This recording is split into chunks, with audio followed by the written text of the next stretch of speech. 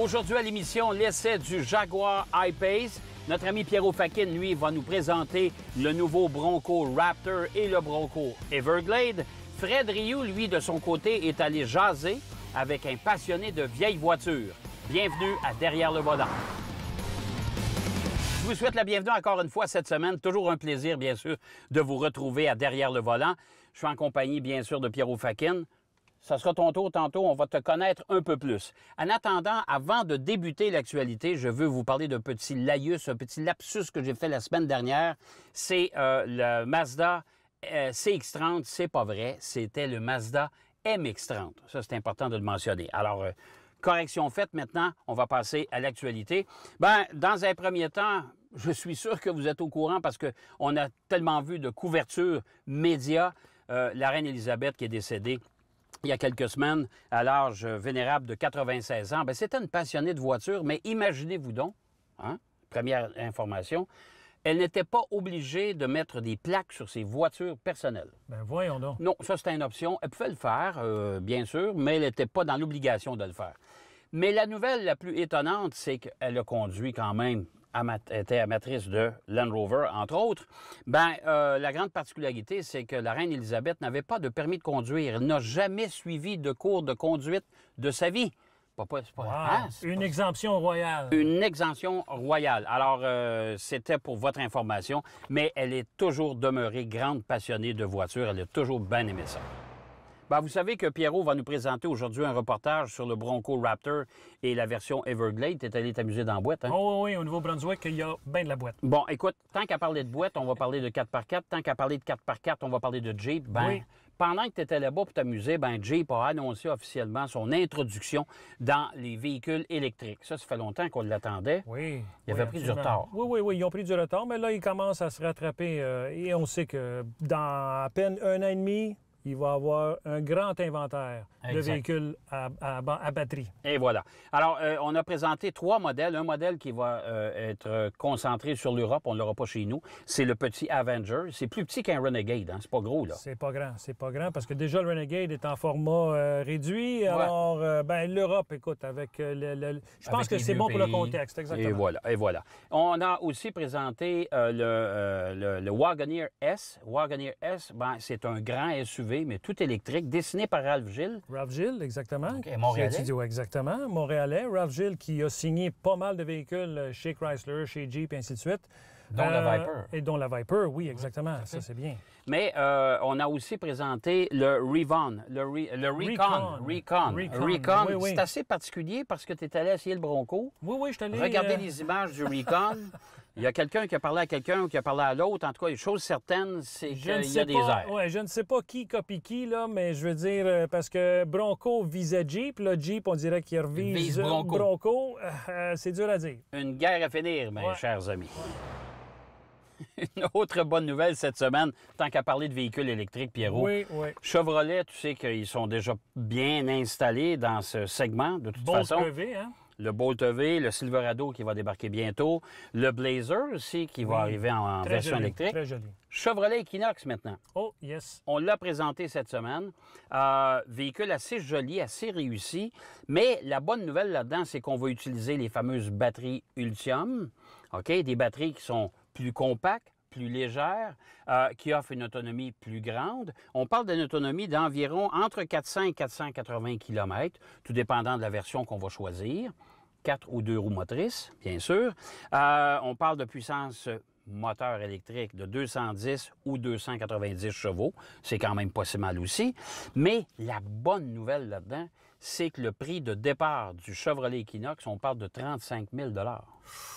Oh, en canadien, là. Et donc, 35 000 ça commence à être pas mal intéressant. Là, on commence à jaser. Surtout qu'avec, je pense, quelques subventions qu'on peut les subventions sont toujours bonnes, provinciales et fédérales, ce qui donne, je pense, aux alentours de 12 000 $ de moins, après taxe, bien sûr. Après taxe, évidemment. Ça nous ramène à un véhicule sous les 30 000. Sous les 30 000, je pense que là, on commence à démocratiser, si on veut, le véhicule électrique. Exactement. Et c'est ça qui est important. Oui, parce que les gens nous disent tout le temps, les véhicules électriques, c'est intéressant, mais tu sais, les véhicules à 75 80, 100 000 $, ça a quasiment pas tout le monde qui peut se permettre ça. Alors, mais au niveau design, en tout cas, moi, je trouve qu'il est très joli, un peu comme le Blazer.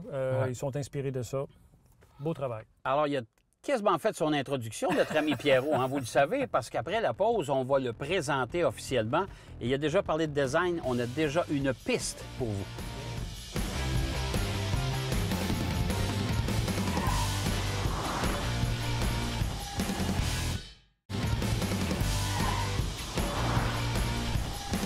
Vous savez que Derrière le volant, c'est aussi une émission de radio, déjà depuis 5 ans. Pierrot Fakin, tu étais là, la première émission avec moi. Dès le début, Jacques. Et ta grande spécialité pour les gens qui suivent l'émission radio depuis longtemps, le design. Le design, oui. J'ai une formation en architecture, j'ai un bac en design, mais depuis que je suis tout jeune, j'ai toujours été fasciné par les détails, les voitures. Je reconnaissais certaines lumières de voitures, comme la Ford Fairlane à l'époque, ça me dit mon âge. Mais Jacques, il y a des voitures qui ont marqué l'histoire. Si on pense à la Volkswagen Beetle, qui est instantanément reconnaissable. Le Ford Model T, mais il en reste moins sur les routes. Oui, il y en a moins, mais il a révolutionné tout ça. Là, alors, c'est vraiment intéressant de voir à quel point ces voitures-là, on a qu'à passer à la Miura. Ben ouais. Ça a marqué l'histoire du design de la voiture. C'est des beaux exemples. Et franchement, j'essaie d'amener ce côté-là, le côté créatif, à l'émission. Alors ça, c'est beau le côté créatif, mais on va te sortir de ta zone de confort et on va t'envoyer à la Bitfundy, au Nouveau-Brunswick, pour l'essai du Ford Bronco Raptor et de l'Everglade.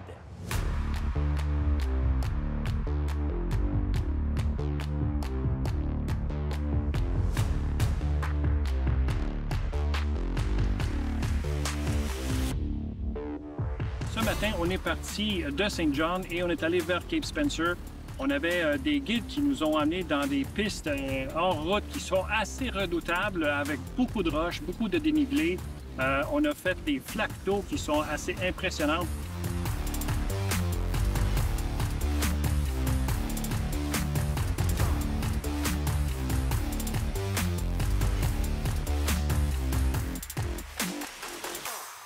Alors là, on est dans le Bronco Everglades et on se dirige vers Ministers Island. C'est un endroit où on peut se promener à marée basse. Comme vous voyez, c'est le fond de la baie de Fundy.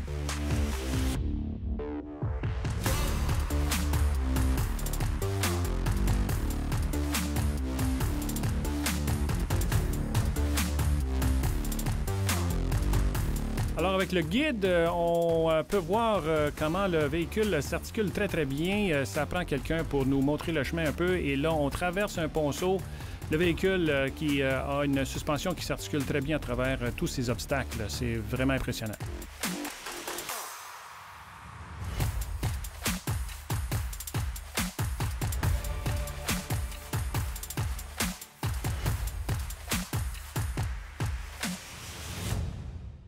On va aller voir à l'intérieur du Raptor et une chose qu'on remarque, c'est que Ford Performance est affiché un peu partout. Ils ont vraiment signé ce véhicule et ont travaillé fort.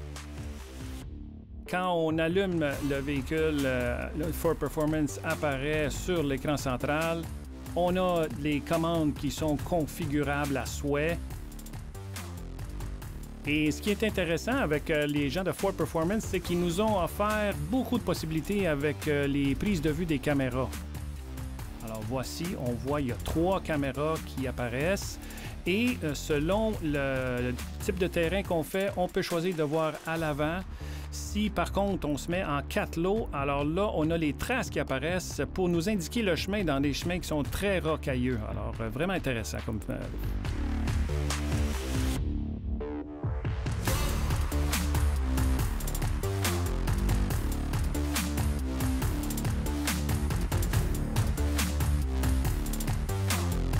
L'équipe de Ford Bronco nous ont amenés dans le bois et dans la boîte sérieuse pour tester le treuil qui vient sur le modèle Everglades. C'est un treuil qui a une capacité de remorquage de 10 000 livres et un câble de 100 pieds de longueur. Et croyez-moi, c'est vraiment très, très performant.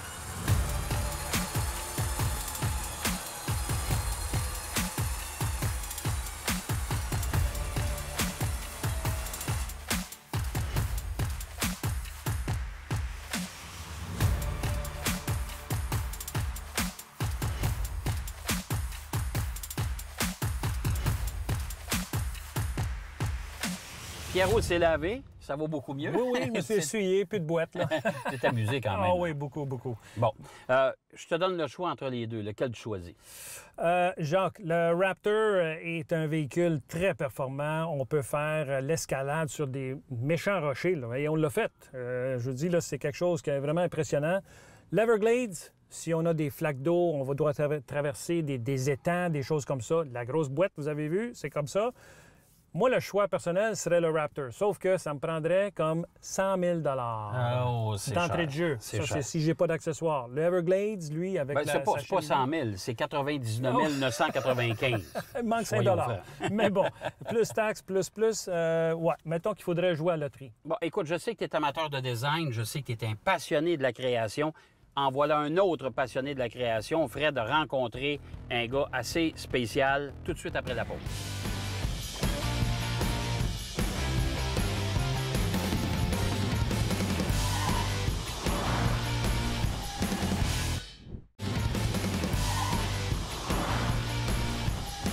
Vous allez comprendre qu'on a beaucoup de plaisir. Ben là, je vous ai amené une surprise. Hey, wow! Hein? Oh. Ça, c'est le cœur Ah ouais. des petits Ouais. garçons. Oui. Ben oui, ben On oui. a ben tous oui. ça pas loin, hein? Oui, wow. Mais Matchbox, c'est plus jeune. Moi, j'avais des Dinky-Toy. Ça vous donne une idée, Ça, c'est c'est encore trop plus vieux. vieux, Là. là. Ça, c'est trop vieux. Ouais, Ouais, c'est- c'est des chars à vapeur, là. Ouais. Oui. Nous, on avait des Dinky. Ah, Des ici, Dinky. on a des récents, des modèles de sport. Puis Oui. aussi, ici, il y a des Porsche. bateaux, il y a plein d'affaires. Et aussi, il y a des hot rods. Oh, des hot rods. Et là, j'en parle parce que cette semaine, j'ai rencontré quelqu'un qui fait, lui, des voitures. Lui, il a gardé son cœur d'enfant, mais il n'est pas sorti de là. Tu sais. Il peut construire une auto qui va sur la route. Ah, OK, tu me dis qu'il en fait Wow. des vrais. Il en fait des vrais, ça va sur la c'est route. créatif, ça. Daniel Raymond, Ouais. chez Dan's Hot Shop, on regarde ça.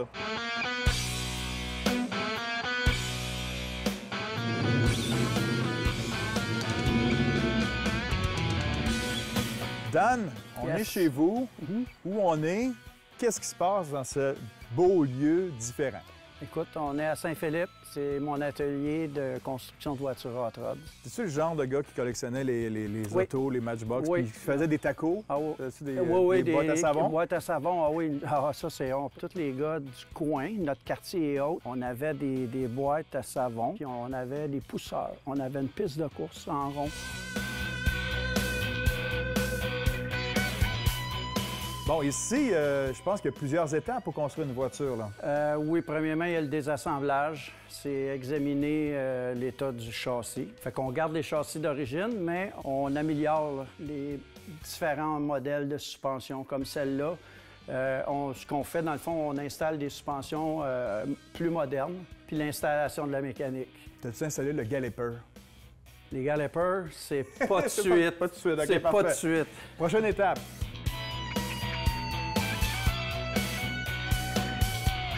Après ça, on tombe à la restauration. Et comme on peut voir sur celui-là, il y a plusieurs petites pièces qui ont été remplacées. Une partie du plancher, la partie arrière. Puis après ça, tu as le filage, toute la couette électrique là, qui va là-dedans, les vitres, les portes. Ben, tes clients sont pas pressés, là, tu sais. Non, non, Tu sais, c'est non, souvent la non. troisième voiture, c'est de la collection. Oui. Puis ils savent que ça prend un certain temps. pas trop de Il y en a pression. des fois, c'est 2 ans. Ça peut être 3. Je viens d'en finir un. Là, il est parti au mois de juillet. Ça a pris 4 ans. Mais Ça, c'est c'était pas un fait. modèle de l'année, hein? Non, c'est un 28. Puis là, on est à la finition, le plastique, les corrections des joints, les ajustements. On est rendu à l'étape de la préparation pour la peinture ici. Ça, exemple, cette voiture-là, là, c'est-tu pour une collection personnelle? C'est un musée? C'est un pour client. faire- C'est un client qui ouais, tripe une commande, sur- oui. OK. Bon, question légale. Là, il part avec ça, il peut mettre ça sur la route, il n'y a pas de problème. Ouais. Puis, Souvent, faut les que tu voitures demandes à sont quelqu'un. déjà plaquées. Je vais chercher beaucoup de véhicules aux États-Unis. Je les rentre ici. Je les plaque au Québec, passe les inspections. Puis c'est des véhicules que j'ai en banque. Comme lui, je suis allé le chercher dans le Maine. Je les garde un bout de temps. Puis après ça, j'ai quelqu'un qui voulait l'acheter. Fait que c'était à son Attends pick-up. son cadeau, attends son Ben, petit c'était dada. son dada. Ouais, c'est ça. Ben, continue à t'amuser, hein, au Ah, moins. on s'amuse. T'en venais travailler dans ce milieu-là, parce que c'est le fun. Après ça, quand c'est fini, tu vois les véhicules circuler, tu te dis, ça, c'en est un autre. Puis c'est le fun. Quand ça va dans des événements puis ça gagne les prix, ben écoute, c'est encore mieux.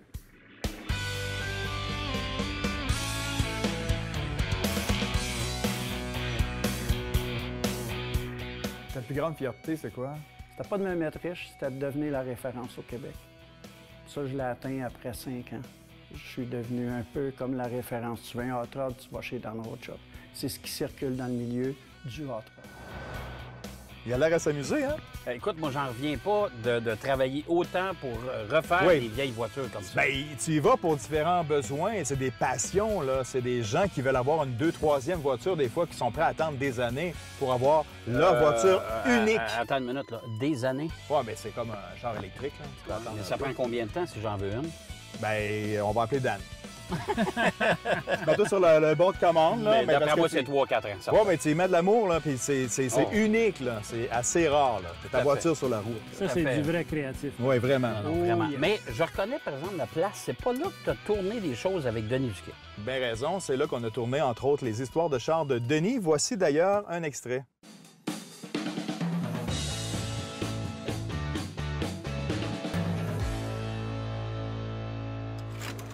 Bon, mes histoires de char, c'est pour vous raconter les dessous, ce qui se passe dans les présentations de nouveaux modèles. Cette fois-ci, je vais vous parler d'une aventure qui m'est arrivée à Nice, en France, alors que Mercedes, au début des années 90, voulait nous dévoiler sa nouvelle classe S. On reste dans un hôtel de luxe, naturellement. Sur la table, avant le lunch, c'est marqué Mont Ventoux, un vin local. On disait, le Mont Ventoux, c'est là que Tom Simpson est mort en 68, le cycliste britannique, pendant la course. Il s'est effondré, puis il est mort là. On dit, je ne sais pas si on pourrait y aller.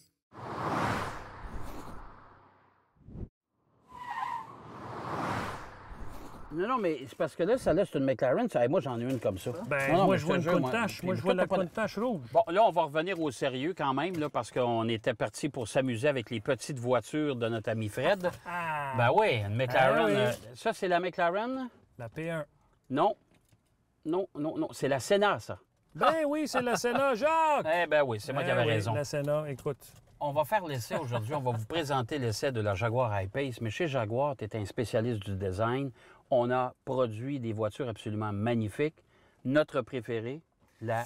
La E-Type, c'était pas juste la nôtre. Enzo Ferrari a dit que s'il avait dessiné une voiture, ça serait celle-là. Ouais. La plus belle voiture au monde. Et bon, Jaguar a toujours eu un raffinement dans leur design. Mais pour le I-Pace, on sait que c'est Ian Callum qui a travaillé là-dessus. que j'ai déjà rencontrée. Eh oui. J'ai lunché avec dans un pub anglais. Oh, ça oui, c'est oui, un oui, privilège. oui, oui, un très- privilège, un Anecdote privilège. très intéressante. Ouais. Mais Ian Callum, qui n'est plus avec Jaguar, mais qui a signé tellement de modèles. Et la base pour le I-Pace, c'est en fait le modèle, c'est un prototype, une voiture concept, le CX75. Ils en ont fait 6 exemplaires Oui. et ils en ont utilisé un dans le film de James Bond, le Spectre. Ah, Le c'est Spectre. ça. Ah, bon, OK. Exactement. Ça, je me souviens de ça, cette Exactement. voiture-là. Et si on Absolument regarde magnifique. le I-Pace, le devant, il est exactement comme le Spectre, c'est-à-dire comme le Spectre, il est exactement comme, Comme la la voiture, la CX75. Oui. C'est juste qu'on a élargi certaines proportions. Mais tu vois, quand on dit une voiture concept, ça sert à quoi? Bien, c'est ça. C'est des bases qui vont servir pour des futurs modèles. Quand on est capable d'aller chercher des éléments de design, justement, Et voilà. et les utiliser pour une voiture de production, c'est pas mal, c'est pas mal de fun. Exactement. Alors aujourd'hui, ce qu'on vous présente, ben oui, c'est cette fameuse Jaguar I-Pace tout électrique, un véhicule qui se fait regarder. La tendance est au véhicule électrique, bien sûr. Eh bien, cette semaine, on vous présente un des précurseurs du segment, le Jaguar I-Pace 2022.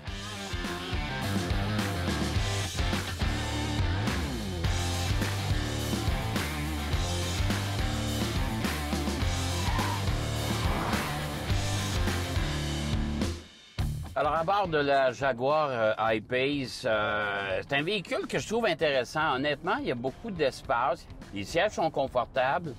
Évidemment, c'est difficile de parler des performances d'une voiture électrique parce qu'ils sont à peu près tous pareils. Évidemment, dans la I-Pace, comme dans bien d'autres produits concurrents, on a le choix d'un mode de conduite. Il y a des modes un peu plus performants, mais les modes plus performants commandent un peu plus d'énergie, donc on diminue l'autonomie. Et on est capable de faire quelque chose qui est intéressant. Mais je m'imagine la voiture cet hiver, par temps froid, avec le système de chauffage, de dégivrage et compagnie.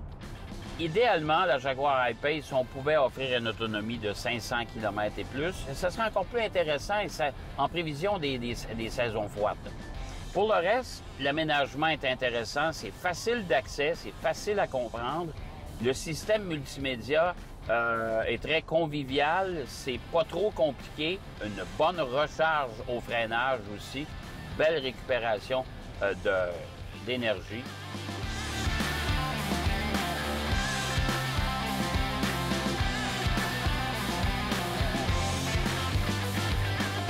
Alors, sur le plan design, il est assez particulier parce que c'est un véhicule qui a son style bien à lui. Bien sûr, on reconnaît la grille de Jaguar à l'avant. Vous aurez remarqué aussi qu'il y a une immense prise d'air ici. C'est pas pour le moteur parce qu'il n'y en a pas, bien sûr, mais c'est une prise d'air parce que l'air pénètre à l'avant du véhicule et vient ressortir ici. Question d'aérodynamisme. Ça lui donne un look assez particulier aussi. Évidemment, la présentation intérieure, c'est assez luxueux, c'est bien présenté, c'est facile d'utilisation.